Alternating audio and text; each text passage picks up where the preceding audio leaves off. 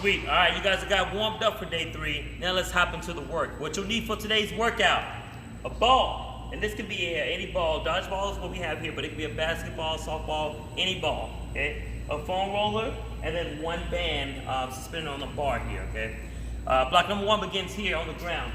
First movement, we're coming down the ground. We got line T, W, Y's, and I's.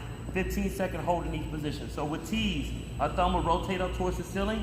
I will squeeze my blades together, lift my hands up as high as possible, and I will hold here for 15 seconds.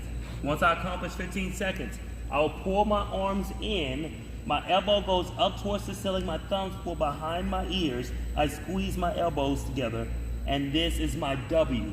Really contract as much as you can for this 15 seconds, squeezing it as hard as you can.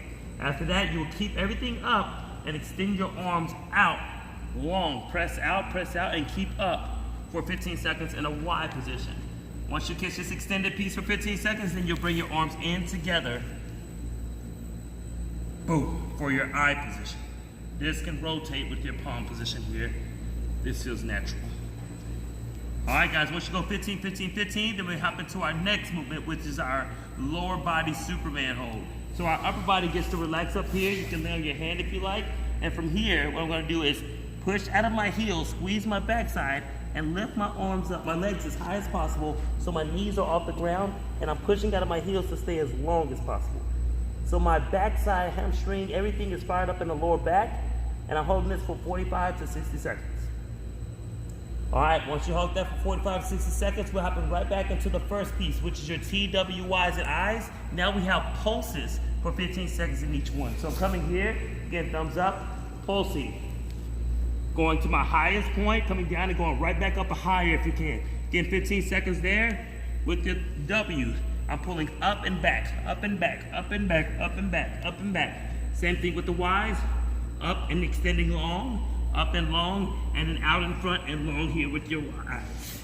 Last part of this block, you'll come up to your feet here as your active recovery, going on one leg for 30 to 60 seconds, eyes closed, stabilize. Guys, that's block 1. Here we go, block 2. All right, guys, in your first movement, we're going with our standing ball circles here. Again, this ball can be anything. These are ball circles here. I'm looking to start my hand on top of here. As I go into a circle, keep my arm as straight as possible. I'm looking to get the external parts of my hand, my fingertips and the bottom of my palm, all the way on as I go around.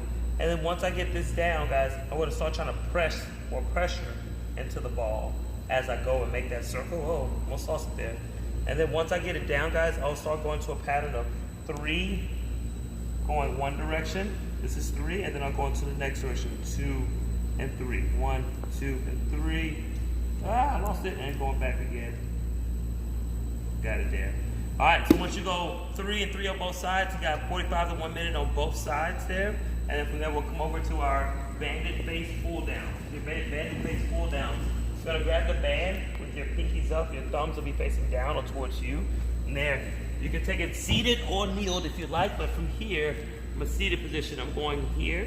I'm gonna pull this band to come down to touch my forehead. And when it touches my forehead, I don't stop pulling there. I'll pull my thumbs behind my ears as far as I possibly can. Coming up through here, pulling down through here.